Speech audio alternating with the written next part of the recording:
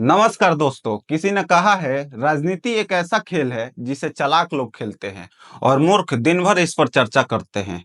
आप सुन रहे हैं, मैं सुना रहा हूं, तो इनके हिसाब से हम लोग मूर्ख हैं।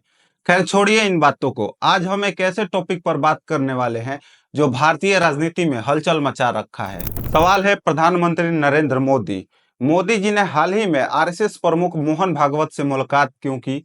क्या वो 75 की उम्र के बाद राजनीति से रिटायर होने वाले हैं? और अगर ऐसा हुआ तो अगला नेता, अगला प्रधानमंत्री का चेहरा कौन होगा?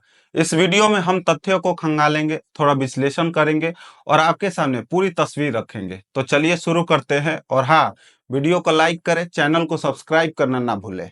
30 मार्च 2025 को प्रधानमंत्री नरेंद्र मोदी नागपुर गए। वहां आरएसएस मुख्यालय में मोहन भागवत से मिले। ये मुलाकात इसलिए खास थी क्योंकि पिछले 11 वर्षों में बतौर पीएम मोदी का ये आरएसएस मुख्यालय का पहला दौरा था। इस दौरान उन्होंने आरएसएस के संस्थापक केशव बलिराम हेडगेवार और पूर्व सरसंघचालक गुरु गोवलकर को श्रद्धांजलि दी।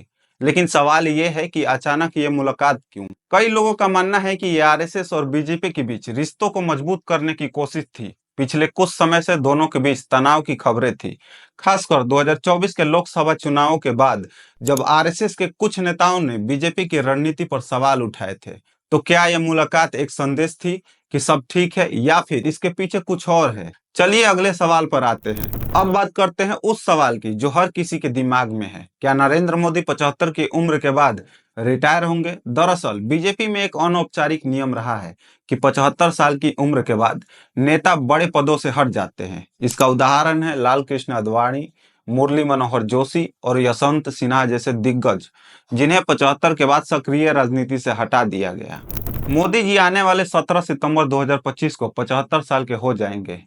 विपक्ष में खासकर आपके अरविंद केजरीवाल और शिवसेना के संजय राउत ने इस मुद्दे को खूब उछाला। राउत ने तो दावा किया कि मोदी ने आरएसएस मुख्यालय में अपनी रिटायरमेंट की घोषणा करने के लिए भागवत से मुलाकात की, लेकिन बीजेपी ने इसे सिरे से खारिज कर दिया।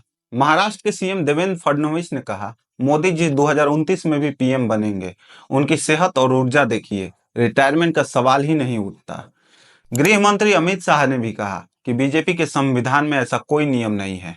तो क्या यह नियम सिर्फ दूसरों के लिए था और मोदी इसका अपवाद होंगे? आपकी क्या राय है, कमेंट में बताइए। अब अगर मान ले कि मोदी जी किसी कारण रिटायर होते हैं, तो अगला प्रधानमंत्री कौन हो सकता है? भारतीय राजनीति में इस सवाल के कई जवाब हैं।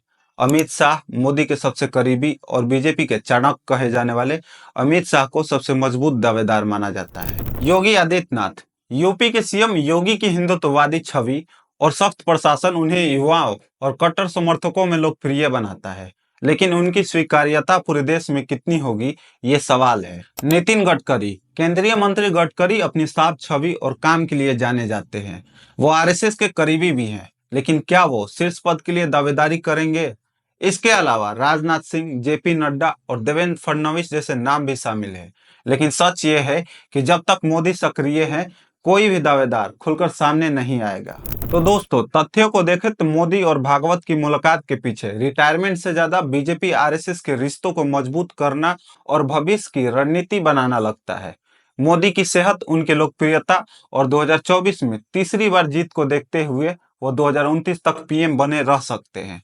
आरएसएस प्रमुख मोहन भागवत भी 75 के हैं, लेकिन वो जीवन भर पद पर रहने की परंपरा को फॉलो कर सकते हैं।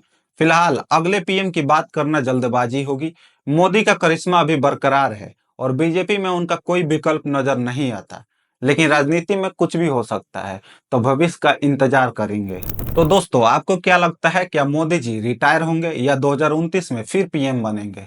अगला चेहरा कौन होगा? अपनी राय कमेंट बॉक्स में बताएं। अगर आपको वीडियो पसंद आया हो तो लाइक कर दे, शेयर करें, चैनल को सब्सक्राइब करें। अगली वीडियो में फिर मिलते हैं, तब तक के लिए नमस्ते।